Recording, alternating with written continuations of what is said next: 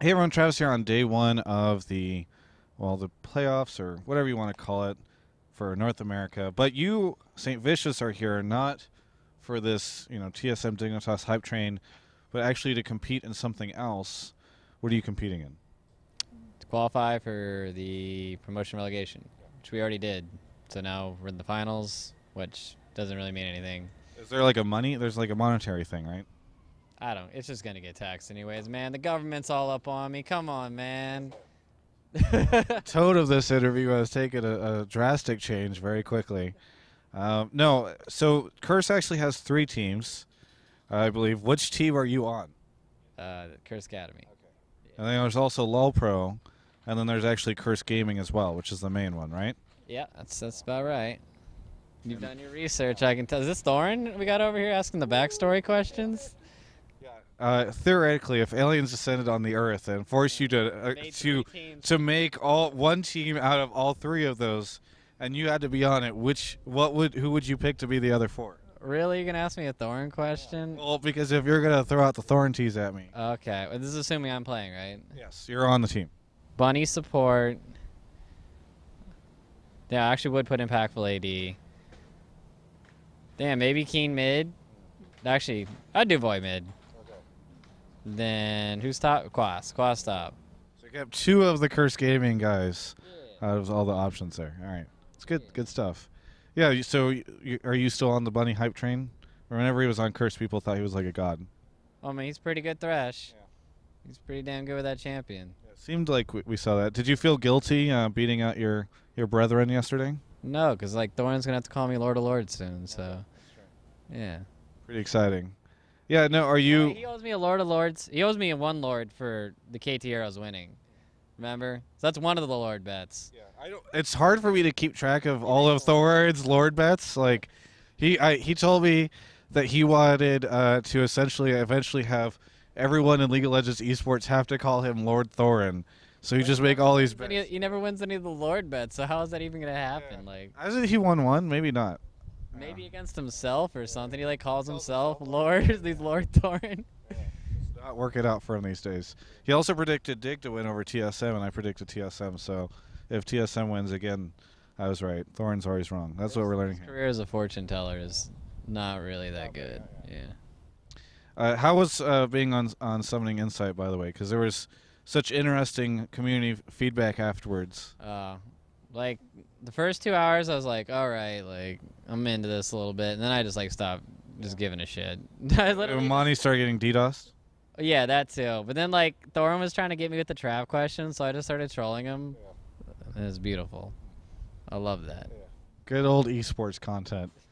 Now, now, you are here today. Are you watching the Dig and TSM games, or are you just preparing for yours? Well, I don't really care about the games tomorrow, to be honest. Like we have all I care about is promotion relegation. We have 3 weeks to prepare for that, or for a month rather. So What a great title for this interview. I don't really care about the games tomorrow, to be honest. they mean nothing. Like it's like, like this is what I get out of it, and it's just like, what does it mean? Do you think you're going to make it into the LCS again? Yeah, I think we have a good shot if we like get good practice in, and yeah, I feel pretty confident. Like we have like players that can do really well. It's just that we have to have really good scrims, like get it all in. Now, obviously, Steve, and I'm planning on doing an interview with him soon about this, but if you guys or Law Pro make it in, he has to give up ownership of the team. So then if you made it in, could no longer be Curse St. Vicious anymore. Have you thought about that at all? Is it like a weird situation? Yeah, it's a damn tragedy, man. Yeah. So I don't know. There's like people talking about buying any of the teams that they qualify and all that. And I'm just like, all right, like I'll figure it out when I get there. I don't like worrying about stuff that like hasn't happened yet. That might not even happen. So, yeah. It's a reasonable answer, I think. What are all the guys staying at the Curse House right now? Oh no, man. That's like that'd be so packed. That's what I figured. Well, Keen lives at the Curse House, and then you're talking about where they live. Yeah, well, I just mean because you've got like 3 Curse teams all in Manhattan Beach right now. So. Oh well, right. Hooked everybody up with the hotel. So yeah. I don't know if you guys were like all doing crazy boot camping back at the Curse House or anything like that. Like 20-something dudes in the house or whatever. It just like reeks of Hot Pockets or whatever they're eating. I don't know. Powering through with those inner gems, I'm sure. Yeah, man. Wait, those things get you so hypey. Yeah. No, that's like the funnest moments in the house is like when people just take a bunch of Energems and just start like yelling across the house like wild animals. It looks like something off like a zoo documentary or something. Energems zoo documentaries. That's what. No, So that's not what I'm trying to say at all. People just get hypey. That's all it is. We're just hypey people. Now, I don't know. Is it? I always come back and I ask you, because you always make reappearances again in tournaments and that kind of thing. Do you?